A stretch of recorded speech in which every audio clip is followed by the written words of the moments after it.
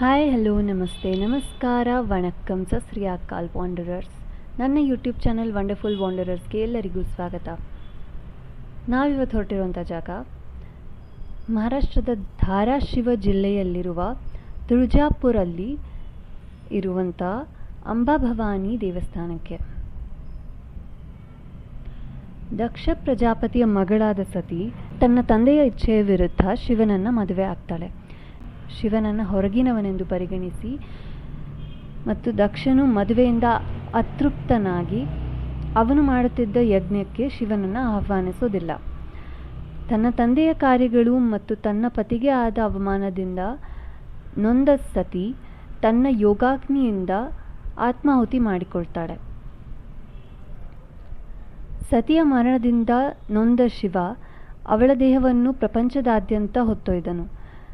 ನಂತರ ವಿಷ್ಣುವಿನ ಸುದರ್ಶನ ಚಕ್ರ ಸತಿಯ ದೇಹವನ್ನು ಛಿದ್ರಗೊಳಿಸಿತು ಮತ್ತು ಅವಳ ದೇಹದ ಒಂದೊಂದು ಭಾಗವು ಬಿದ್ದ ಪ್ರತಿಯೊಂದು ಸ್ಥಳವು ಶಕ್ತಿಪೀಠ ಎಂದು ಕರೀತಾರೆ.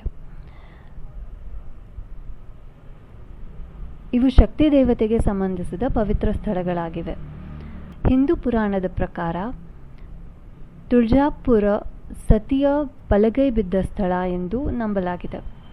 ಇದು 51 ಶಕ್ತಿಪೀಠಗಳಲ್ಲಿ ಒಂದು.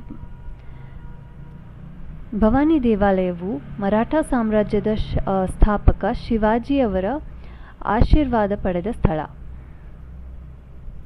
ಇಲ್ಲಿ ದೇವಿ ಪ್ರತ್ಯಕ್ಷ ಆಗಿ ಅವ್ರಿಗೆ ಖಡ್ಗವನ್ನು ಕೊಟ್ಟರು ಅಂತ ನಂಬಲಾಗುತ್ತೆ. ತುಳಜಾಪುರ ಇರೋದು ಸೋಲಾಪುರದಿಂದ 45 ಕಿಲೋಮೀಟರ್ ದೂರದಲ್ಲಿ.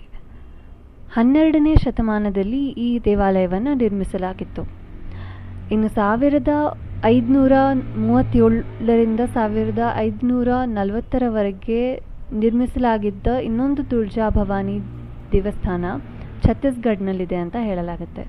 ಇದಿಷ್ಟು ನಾನು ತಿಳ್ಕೊಂಡಿರೋ ಮಾಹಿತಿ. ನಿಮಗೆ ಇಷ್ಟ ಆಗಿದೆ ಅಂತ ಭಾವಿಸ್ತೀನಿ. ಮತ್ತೆ ಇನ್ನೊಂದು ವಿಡಿಯೋ ಜೊತೆಗೆ ಬರ್ತೀನಿ. Stay tune for more vlogs. ನನ್ನ ವ್ಲಾಗ್ಸ್ ನೋಡಿದ್ದಕ್ಕೆ ತುಂಬ ಧನ್ಯವಾದಗಳು. ನನ್ನ ವ್ಲಾಗ್ಸ್ ನೋಡಿರೋರು ಅದನ್ನು ಲೈಕ್ ಮಾಡಿ, ನಿಮಗೆ ಗೊತ್ತಿರೋರ ಜೊತೆ ಶೇರ್ ಮಾಡಿ ಮತ್ತು ನನ್ನ ಚಾನಲ್ಗೆ ಸಬ್ಸ್ಕ್ರೈಬ್ ಮಾಡಿ. Bye bye wanderers.